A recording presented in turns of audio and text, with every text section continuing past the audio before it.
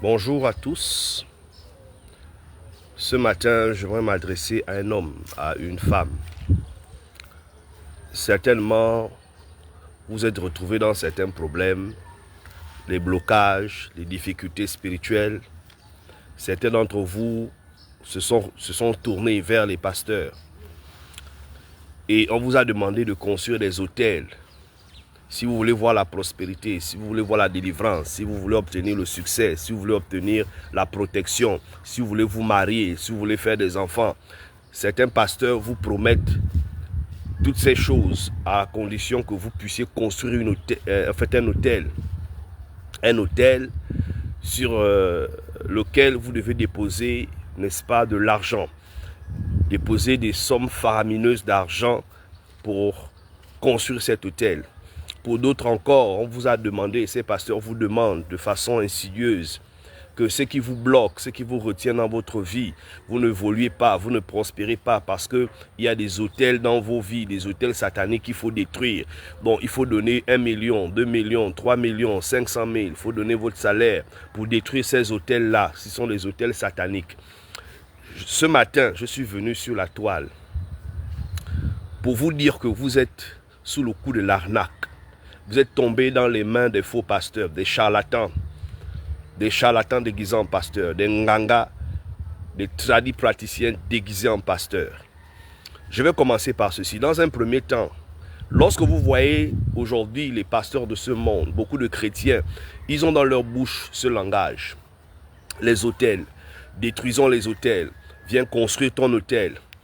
En réalité, lorsque vous prenez l'écriture, d'accord, dans l'Ancien Testament, lorsqu'on parle d'hôtel, déjà dans le livre de Genèse chapitre 8 à partir du verset 20, lorsque Dieu a détruit la terre par le déluge, et à la suite, il a fait la promesse de ne plus détruire la terre par le déluge. Et alors, Noé a fait, n'est-ce pas, un hôtel, il a offert un holocauste pour remercier le Seigneur. Donc l'autel servait, n'est-ce pas, également à rendre grâce à Dieu à travers des sacrifices de reconnaissance. Et également les autels, dans le livre de Lévitique chapitre 4 à partir du verset 25, vous verrez que l'autel était utilisé pour faire des sacrifices d'expiation pour le pardon des péchés. Donc c'était des holocaustes qu'on mettait. Ouais. Donc ces autels existaient bien dans l'Ancien Testament et l'utilisation de ces autels ont pris fin. L'utilisation a pris fin, autant pour moi, dans la Nouvelle Alliance. Quand Jésus vient comme étant le sacrifice par excellence, il est l'agneau par excellence qui a été sacrifié pour nous délivrer, n'est-ce pas, des sacrifices. C'est pourquoi l'Écriture dit dans le livre d'Hébreux, chapitre 10, chapitre 10 à partir du verset 5, que tu n'as voulu ni sacrifice ni offrande pour le péché, mais tu m'as formé un corps. Donc Dieu a formé un corps au Christ, parce que Dieu n'a pas pris plaisir dans ces sacrifices-là.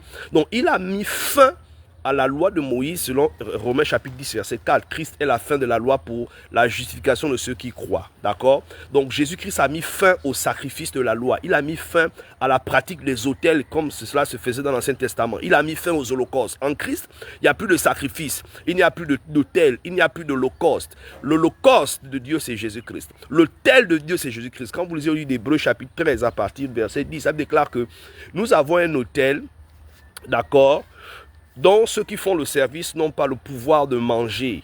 D'accord? Parce que notre autel, c'est Christ. Donc aujourd'hui, si quelqu'un se lève pour vous demander de construire des autels, pour détruire des autels, sous prétexte que vous devez leur donner de l'argent, c'est de l'arnaque.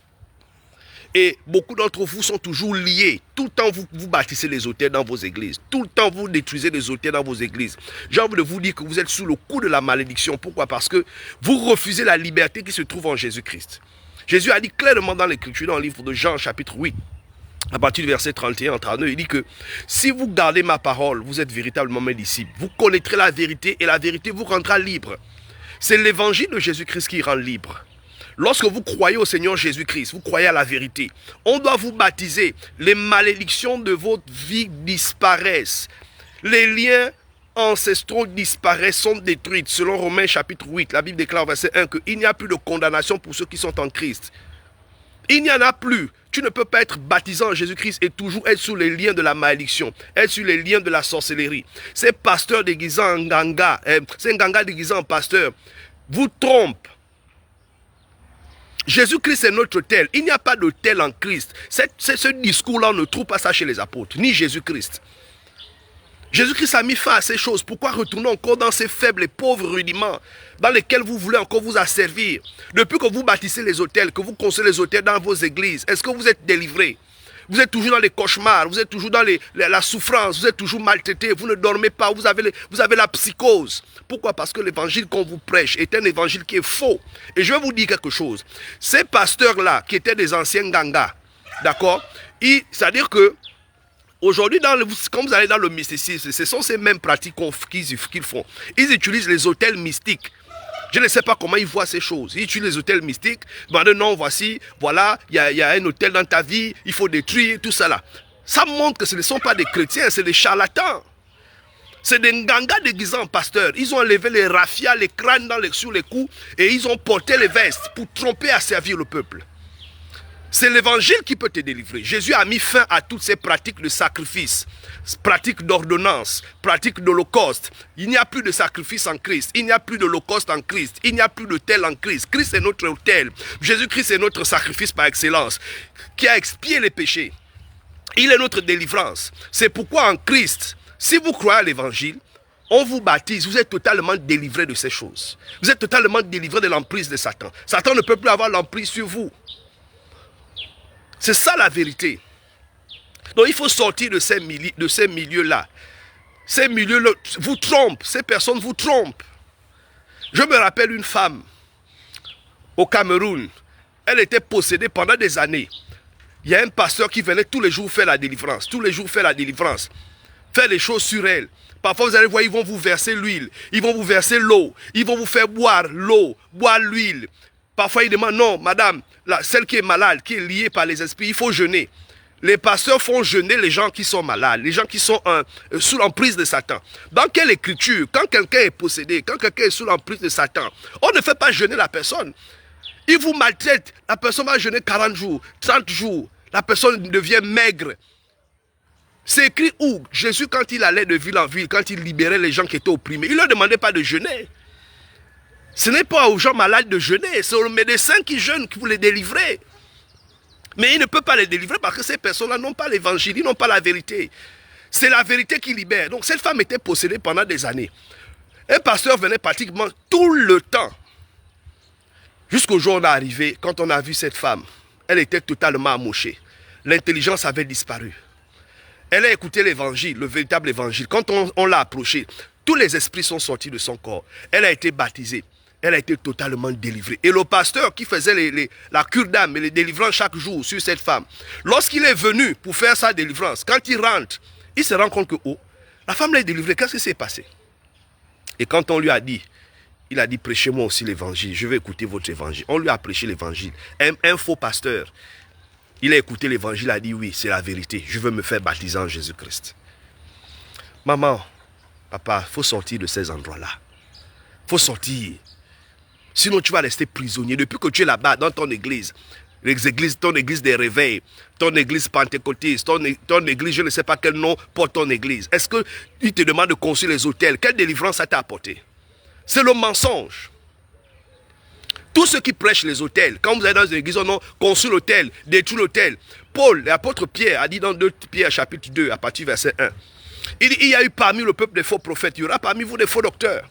Ils vont introduire des sectes pernicieuses. Ils vont régner le maître qui les a appelés. Par cupidité, ils trafiqueront de vous au moins des paroles trompeuses. Eux que menacent depuis longtemps la condamnation. Donc la ruine ne sommeille point. La voix de la vérité sera calomniée à cause de ce. Pourquoi aujourd'hui on calomnie le christianisme? Parce que le monde entier aujourd'hui, que ce soit au Gabon, que ce soit au Togo, au Nigeria, en Europe, en Amérique, le monde est miné que des faux pasteurs. Au point où on ne croit plus que le véritable évangile existe. L'évangile qui rend les gens libres. Si tu crois à l'évangile que nous prêchons, que Jésus a prêché aux apôtres, l'évangile des apôtres, tu seras totalement libre. Ce dont tu as réellement besoin d'être délivré, ce n'est pas, je n'ai pas le travail, je n'ai pas les enfants, je n'ai pas les bébés, je n'ai pas, rien ne marche. Ton vrai problème, c'est le péché. C'est parce que les gens vivent dans le péché, dans l'oppression, à cause de la vie de péché.